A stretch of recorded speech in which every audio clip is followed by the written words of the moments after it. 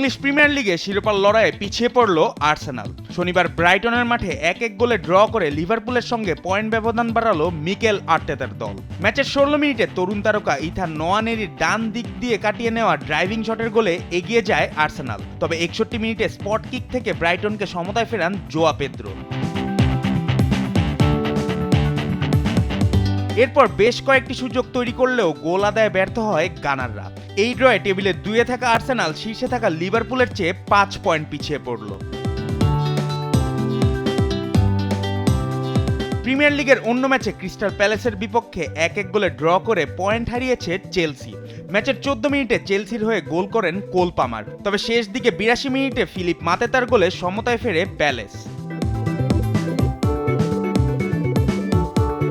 আরেক ম্যাচে ওয়েস্ট হ্যামের বিপক্ষে 4-1 ব্যবধানে বড় জয় পেয়েছে ম্যানচেস্টার সিটি। ম্যাচের 10 মিনিটেই ব্রাজিলিয়ান মিডফিল্ডার সাভিনোর শটে এগিয়ে যায় পেপ গার্দিওলার শিষ্যরা।